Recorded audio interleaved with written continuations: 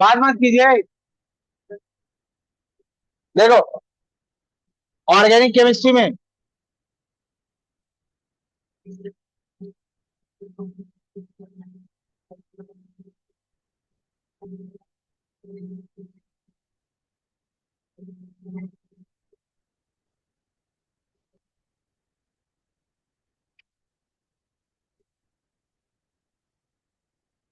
Carbon होगा ही होगा। कार्बन होगा ही होगा। बिना कार्बन के ऑर्गेनिक कंपाउंड नहीं होगा। CO3 2 - CO2, दो कार्बन इज प्रेजेंट,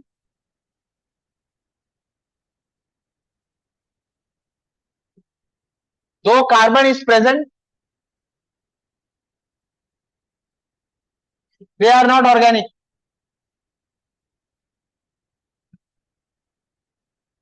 कार्बोनेट में, कार्बन डाइऑक्साइड में, कार्बन मोनोऑक्साइड में, ऑर्गेनिक कंपाउंड में कार्बन होगा ही होगा। लेकिन कार्बन होने से ऑर्गेनिक होगा ऐसा नहीं बोल रहा मैं। ये तीन में कार्बन है लेकिन ये ऑर्गेनिक नहीं है।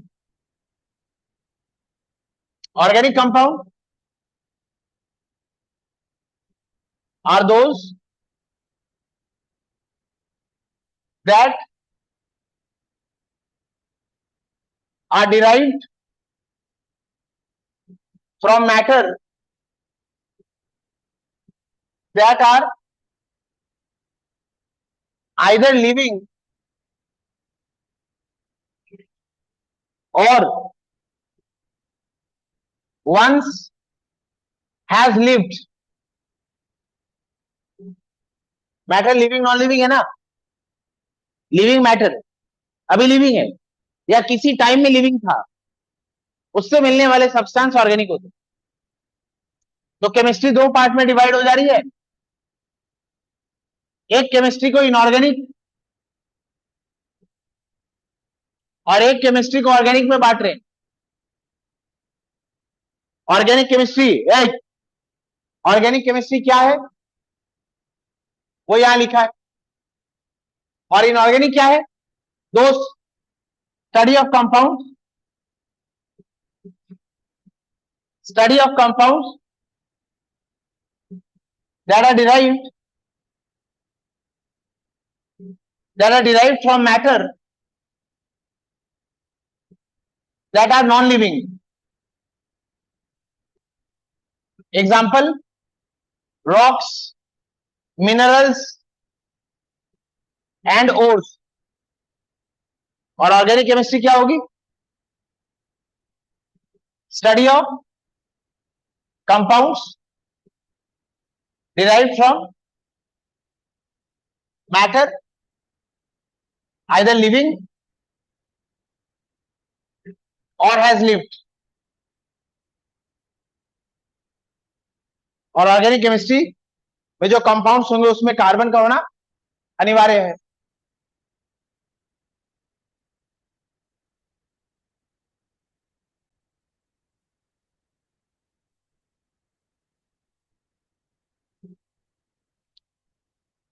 किसी भी ऑर्गेनिक कंपाउंड का ये इनिशियल पॉइंट था, बर्जेलियस का इनिशियल थॉट था।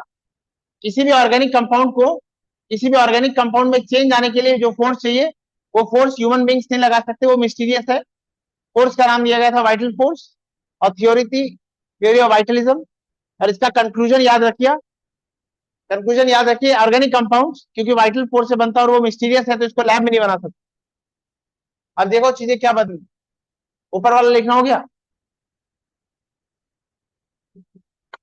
फ्रेडरिक होलर बर्जेलियस के स्टूडेंट थे। बर्जेलियस के स्टूडेंट थे फ्रेडरिक होलर।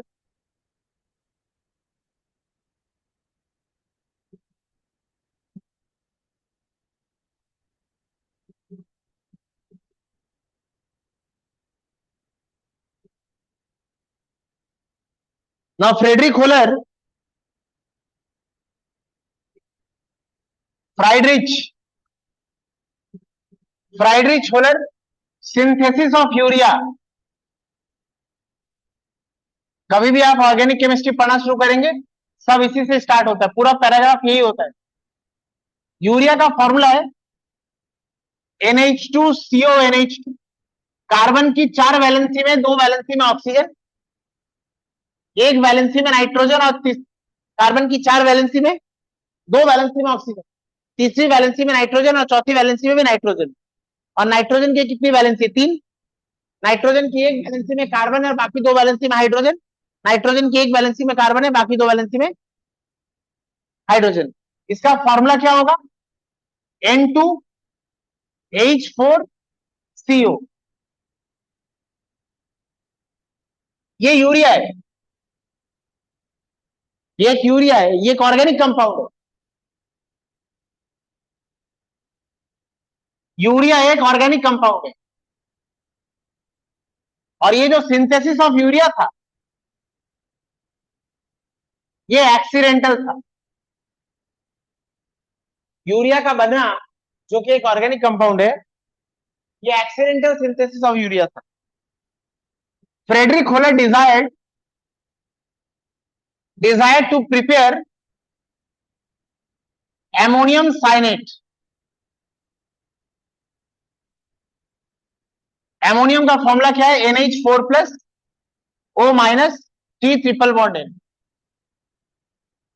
अच्छा, एमोनियम साइनेट को अगर लिखोगे तो ये क्या है? 2 nitrogen, 4 hydrogen, CO। Friedrich Wohler desired to prepare ammonium cyanate, accidentally prepared ammonium cyanate. कैसा कंपाउंड है? इनऑर्गेनिक। क्योंकि आप इनऑर्गेनिक कोई लैब में बना सकते हैं, ऑर्गेनिक तो बर्जेलियस फ्रेडरिक होलर के टीचर थे। टीचर ने कहा है ऑर्गेनिक लैब में नहीं बन सकता, तो इनऑर्गेनिक बना सकता हूं। और एमोनियम साइनेट बनाने के लिए उन्होंने ammonium chloride plus silver nitrate, ये भी सॉल्युबल है, ये भी सॉल्युबल है, जब रिएक्शन कराया तो AgCl, ये इनसॉल्युबल व्हाइट प्रेसिपिटेट मिला, प्लस मिला एमोनियम साइनेट NH4OCN-। ये एमोनियम साइनेट सॉल्युबल है, ये सॉल्युबल है। क्या हुआ था? ये टेस्ट ट्यूब में एमोनियम क्लोराइड था, ये टेस्ट ट्यूब में सिल्वर नाइट्रेट। जब इस टेस्ट ट्यूब को दोनों को ऐड कर दिया, जब इसको ऐड कर दिया इसमें, तो क्या मिला हमें?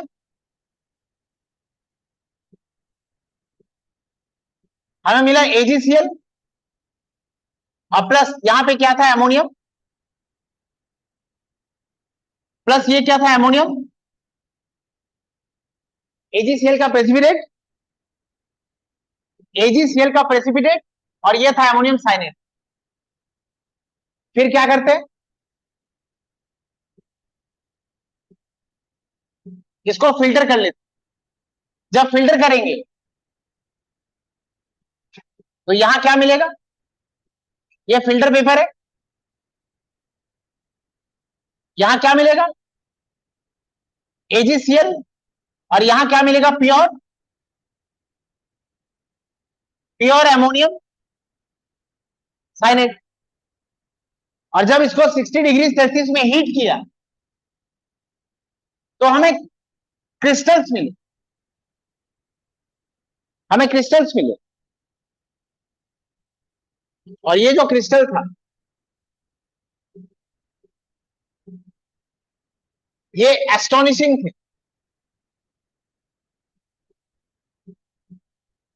ये अमेजिंग, क्योंकि ये क्रिस्टल्स किसके थे?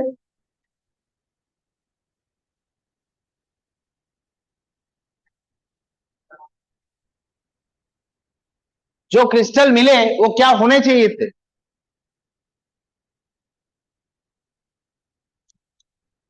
जो क्रिस्टल हमें मिले वो क्या होने चाहिए थे? Ammonium cyanate. Expected ammonium cyanate observe NH2 CONH2।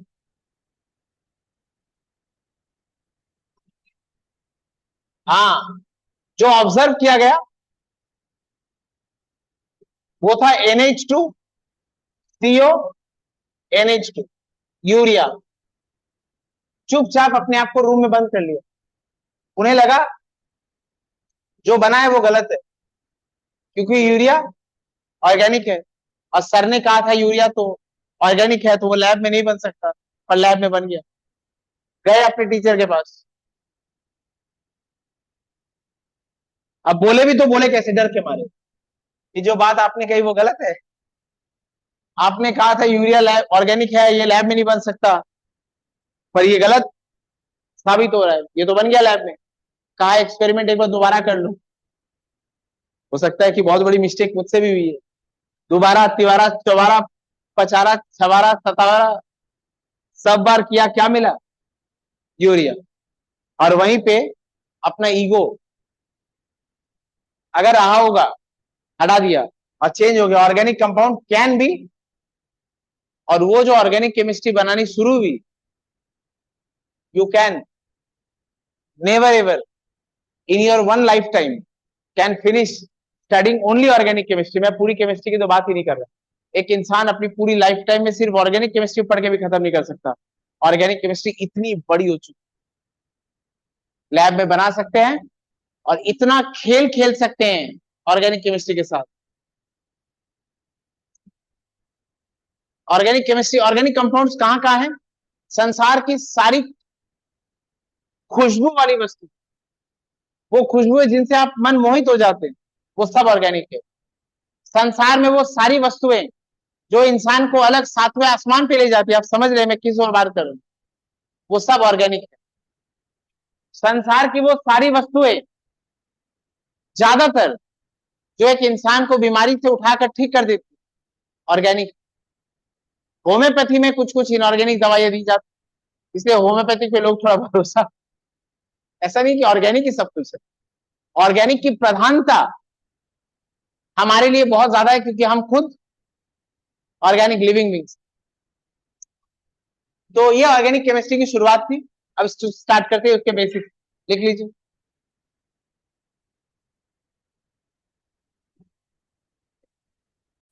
Carbon है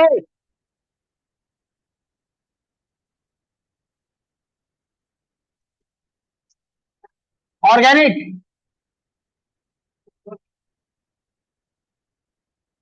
ऑर्गेनिक कंपाउंड्स के एक, ऑर्गेनिक कंपाउंड के एक जो सिंपलेस्ट,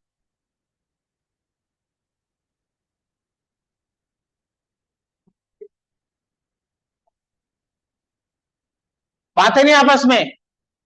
ऑर्गेनिक कंपाउंड्स के कई सारे क्लास है, जो सिंपलेस्ट क्लास ऑफ कंपाउंड्स है।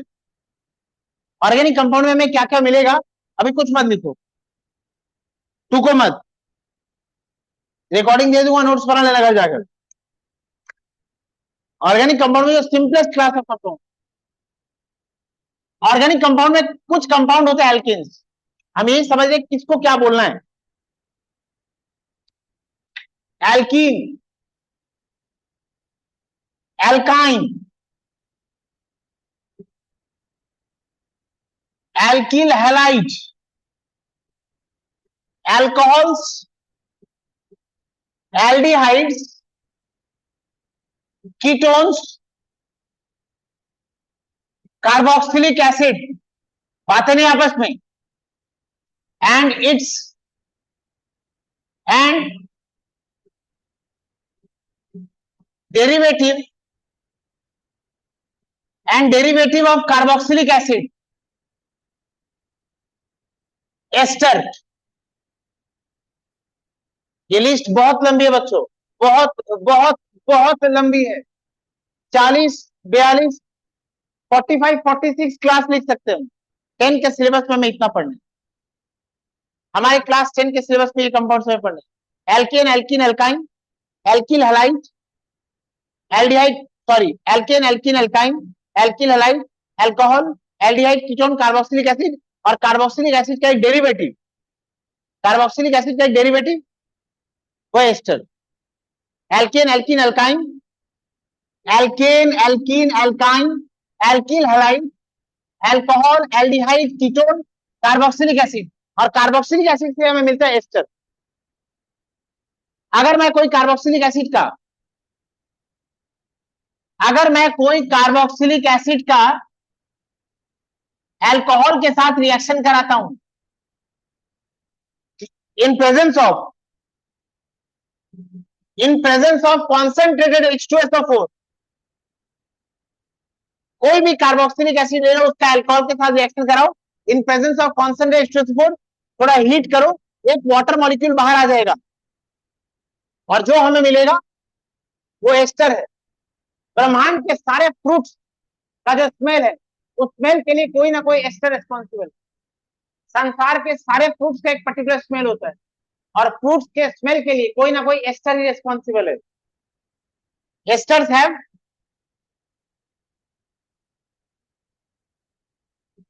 Have Frooti smell. बात मत करो अपने में, सुनो। अच्छा, इसमें रिलेशन क्या है? ये जो है एल्केन, एल्कीन, एल्काइन, ये कंपाउंड्स ऑफ कार्बन, ये compounds of carbon and hydrogen only है। एल्केन, एल्कीन, एल्काइन, इनमें केवल कार्बन और हाइड्रोजन हो only. They are known as hydrocarbon. कितने तरह के हाइड्रोकार्बन है हमारे पास? What are hydrocarbon? और क्या बोलेगा आदमी? तुमसे वो पूछ रहा है व्हाट आर हाइड्रोकार्बन। अरे मूर्ख, हाइड्रोकार्बन है उसमें सिर्फ, तभी तो बोल रहे वो हाइड्रोकार्बन। अच्छा, ये हाइड्रोकार्बन हो सकता है क्या?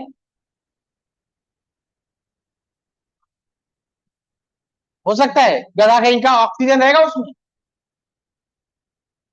Compounds of carbon and hydrogen only are known as, ये हाइड्रोकार्बन नहीं है, ये हाइड्रोकार्बन नहीं है।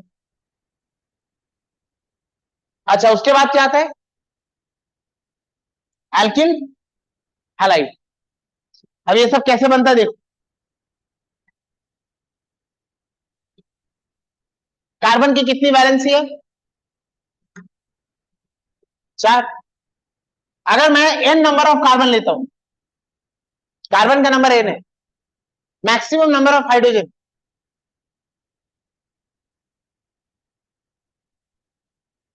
if number of carbon atoms is n,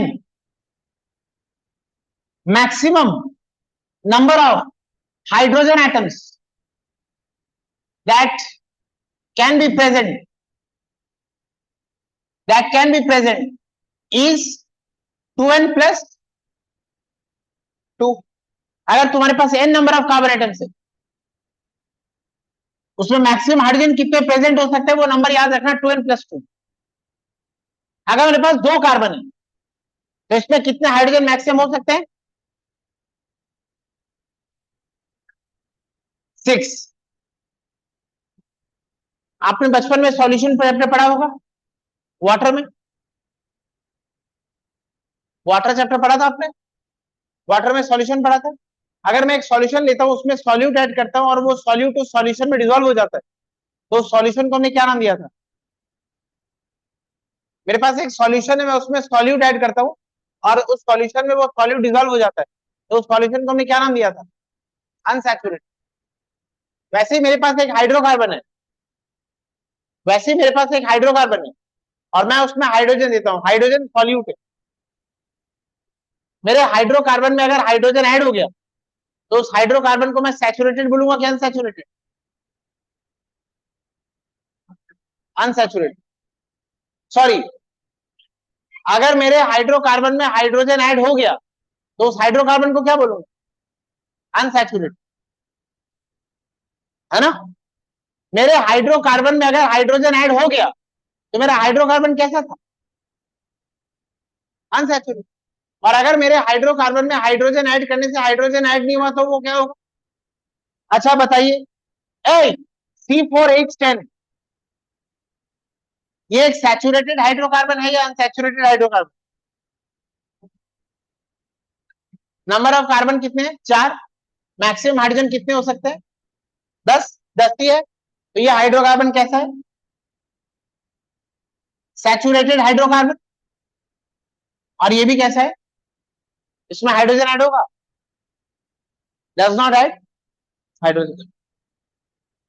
अच्छा, अगर मेरे पास CnH2n+2 है तो ये कैसा हाइड्रोकार्बन है? Saturated hydrocarbon. और अगर मेरे पास CnH2n है,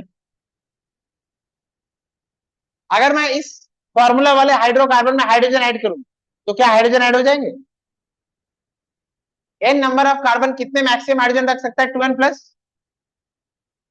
n number of carbon maximum hydrogen कितने रख सकता है? 2n+। यहां क्या है? केवल 2n। दो हाइड्रोजन कम है, यहां दो हाइड्रोजन कम है मैक्सिमम से, इसमें हाइड्रोजन ऐड हो जाएगा, तो ये क्या हाइड्रोकार्बन है? Unsaturated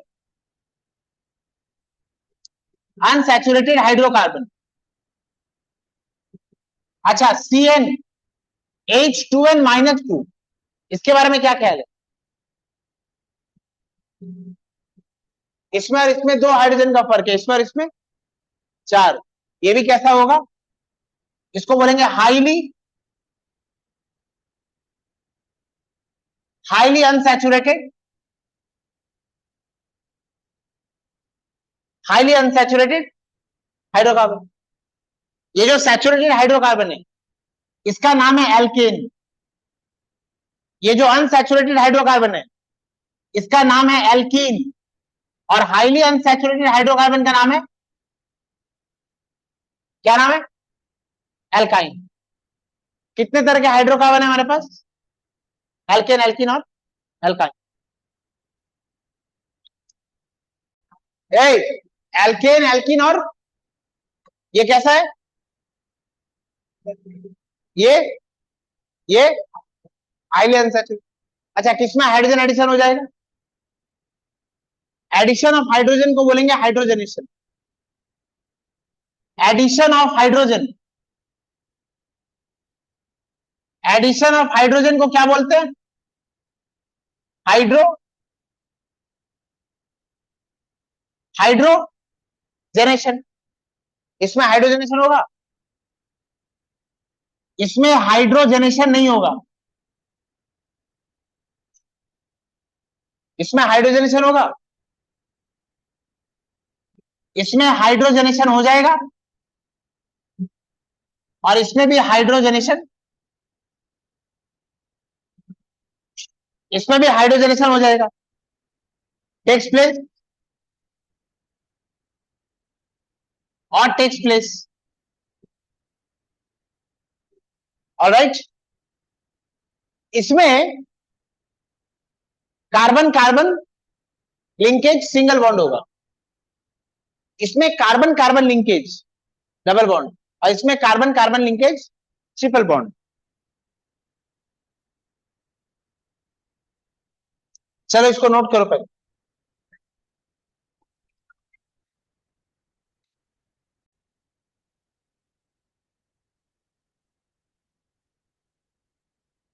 What are hydrocarbons? What are hydrocarbons? Compounds containing carbon and based on the linkage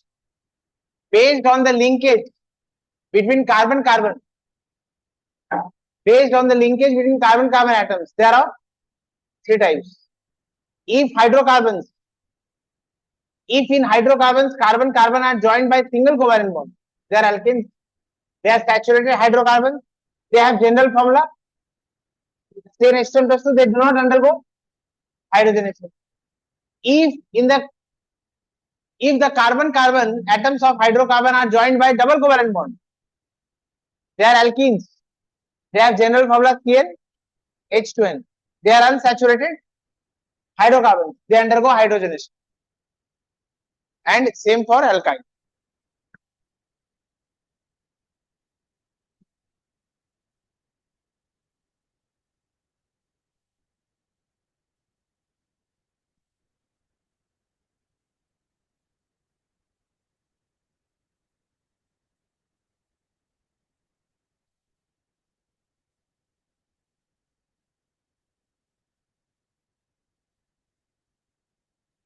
हाँ,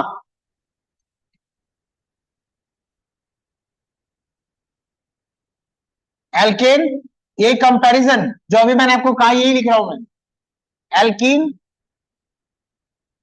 alkyne, general formula CnH2n+2, CnH2n, CnH2n -2, n का value greater than equals to 1 होगा, यहां n का value greater than equals to 2 और यहां n का value greater than equals to 2। यहां carbon carbon,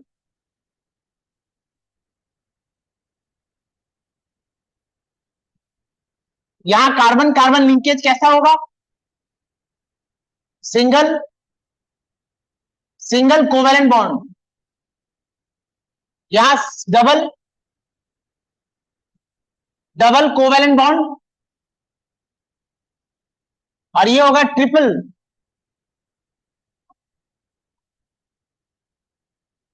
ये ट्रिपल कोवेलेंट बॉन्ड।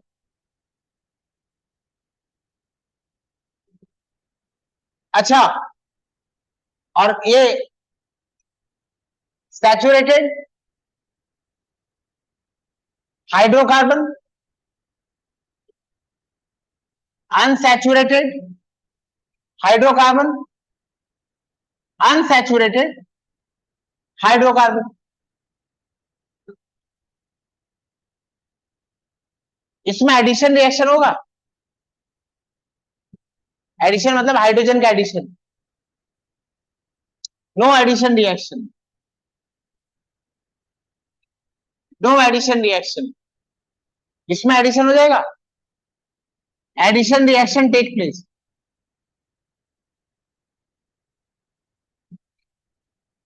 इसमें भी एडिशन रिएक्शन टेक्स प्लेस। अच्छा, इसमें एडिशन नहीं होगा तो कौन सा रिएक्शन होगा, एडिशन नहीं होगा, इसमें कौन सा रिएक्शन होगा, सब्स्टि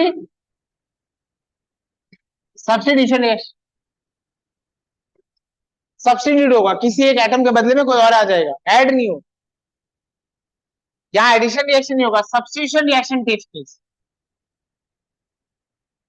जो लास्ट बेंच में बैठे सिर्फ उनके लिए बोल रहा हूं, सैचुरेटेड हाइड्रोकार्बन में भी एस आता है और सब्स्टिट्यूशन में भी एस आता है, only for those who are sitting in the last bench.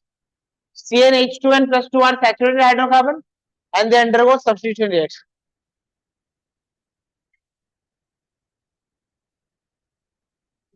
All right.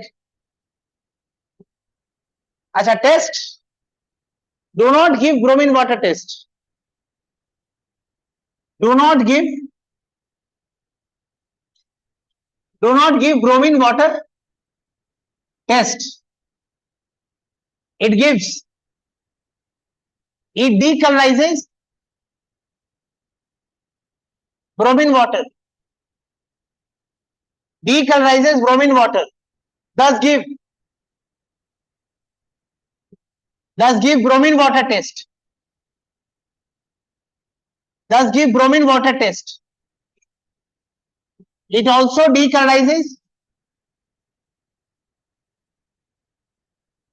also decolonizes bromine water, thus give bromine water test.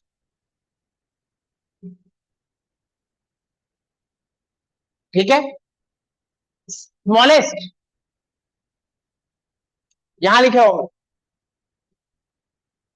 Alkene, alkene, alkyne.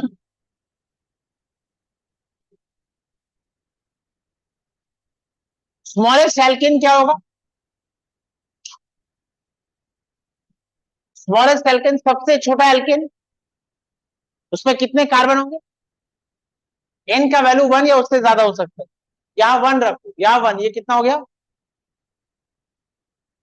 4। Smallest alkane CH4, smallest alkene n का value C2H4 और smallest alkyne C2H2। अच्छा ये क्या है? First member. ये क्या है? First member.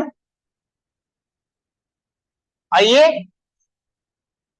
First member और ये फर्स्ट मेंबर। C2H6 ये कौन सा मेंबर है? Second member. और इसका सेकंड मेंबर क्या होगा?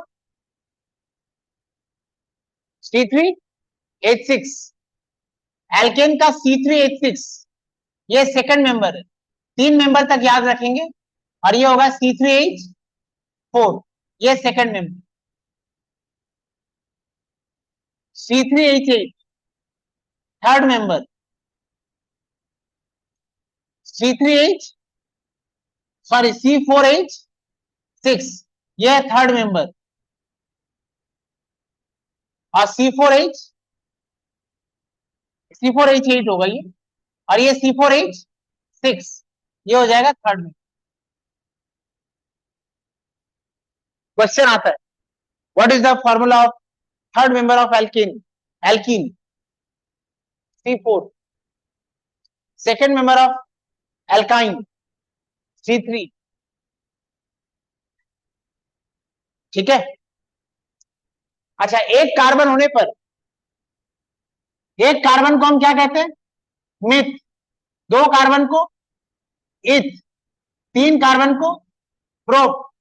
चार कार्बन को ब्यूट। पांच कार्बन को पेंट। और छह कार्बन को हेक्स। इसमें कितने कार्बन है? ये कौन से सीरीज का है? एन। तो इसका नाम क्या है? इसका नाम है मीथेन। इसमें कितने कार्बन है? दो। एल्केन इसका नाम क्या होगा? इथेन। और इसका नाम प्रोपेन। इसका नाम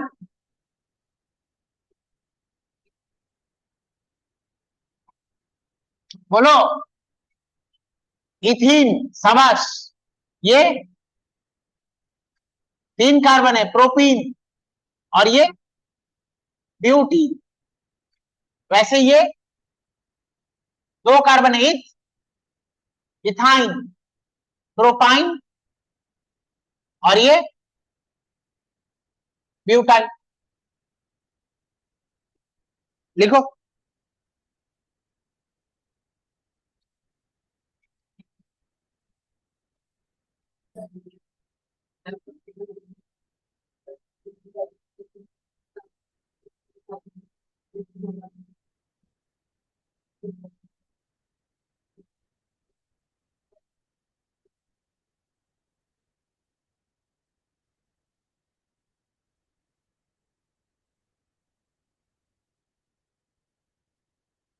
hydrocarbons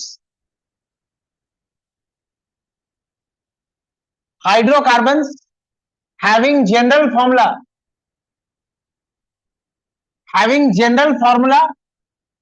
CnH2n plus 1 have names have general name ALKYL। अगर N1 है तो ये क्या हो जाएगा? C1।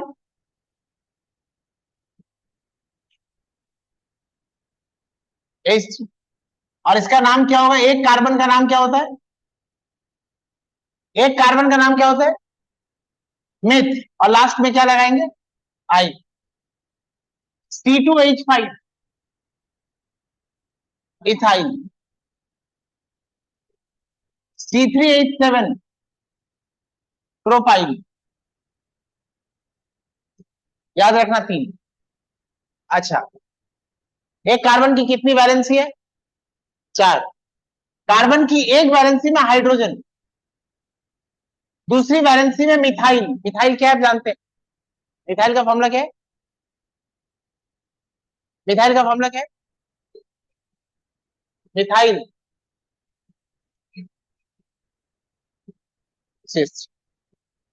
कार्बन की कितनी वैलेंसी है? 4। एक कार्बन है मोश जिसकी एक वैलेंसी में हाइड्रोजन, दूसरी वैलेंसी में मिथाइल और तीसरी वैलेंसी में भी मिथाइल, चौथी वैलेंसी फ्री। इस ग्रुप को हम आज से बोलेंगे आइसो। दोबारा बोल रहा हूं, एक कार्बन है जिसकी एक वैलेंसी में हाइड्रोजन, दूसरी वैलेंसी में मिथाइल और तीसरी वैलेंसी में भी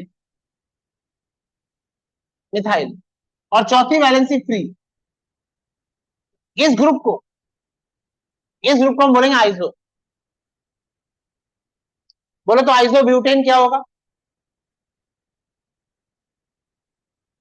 आइसो मतलब जो तुम्हें पता है वो लिख दो।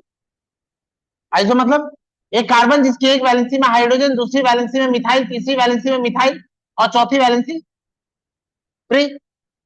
ब्यूट मतलब कितने कार्बन? 4। एन मतलब सारे बॉन्ड क्या होंगे? सिंगल। यहां कितने कार्बन है? 3। एक कार्बन और लगेगा, उस कार्बन को यहां दे दो। और इस कार्बन की कितनी वैलेंसी फ्री है? 3। तो ये क्या हो जाएगा? ये हाँ, ये कॉमन नेम है, कॉमन नेम। प्रिंसिपल चेन नाम होगा 2 मिथाइल प्रोपेन। अभी उस पर नहीं जा रहे हैं। दोबारा बोल रहा हूं, एक बार दोबारा शुरू कर। बताइए आइसो स्केलेटन क्या है? What is iso skeleton? What is iso skeleton? एक कार्बन जिसकी एक वैलेंसी में हाइड्रोजन, दूसरी वैलेंसी में मिथाइल, तीसरी वैलेंसी में भी मिथाइल और चौथी वैलेंसी, ये है iso. What is iso butane? पहले आइसो लिखो। एक कार्बन जिसकी एक वैलेंसी में हाइड्रोजन, दूसरी वैलेंसी में मिथाइल, तीसरी वैलेंसी में मिथाइल और चौथी वैलेंसी फ्री। यहां कितने कार्बन हो गए? 3। एक और कार्बन CH, ये क्या हो गया? आइसो। और कुल 4 कार्बन है तो ये आइसो ब्यूटेन। आइसो प्रोपेन क्या होगा? Iso sorry, iso pentane. Iso मतलब यू नो द स्केलेटन। एक कार्बन जिसकी एक वैलेंसी में हाइड्रोजन, दूसरी वैलेंसी मिथाइल, तीसरी वैलेंसी मिथाइल, चौथी वैलेंसी फ्री। और कितने कार्बन चाहिए? 2। यहां एक कार्बन दे दो, यहां एक कार्बन दे दो। इसकी कितनी वैलेंसी फ्री है? 3। यहां H3, इसकी कितनी वैलेंसी फ्री है? 2। ये है आइसो। और ये पूरा क्या है? Iso pentane. आइसो पेंटेन में कुल कितने कार्बन होंगे? 5। आइसो एक्सटेन कैसा होगा? CH, CH3, CH3, ये क्या है? आइसो। और कितने कार्बन लिखने? और 3। Carbon carbon and carbon, CH3, H2, H2। ये है आइसो एक्सेन, ये है आइसो, ये पूरा आइसो। ठीक।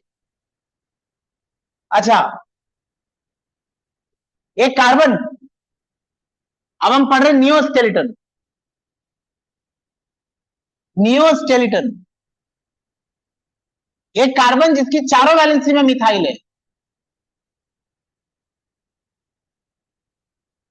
एक कार्बन जिसकी चारों वैलेंसी में मिथाइल है, इसका नाम नियो। और इसमें कुल कितने कार्बन है? 5। इसका नाम है neo pentane. Neo pentane. Neo pentane क्या है? A carbon whose on all 4 valencies methyl group is attached. A carbon whose on all 4 valencies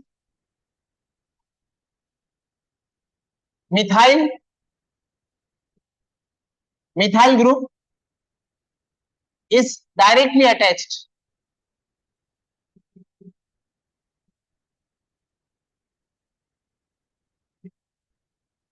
यह नियोपेंटेन। ऑलराइट, लिखो।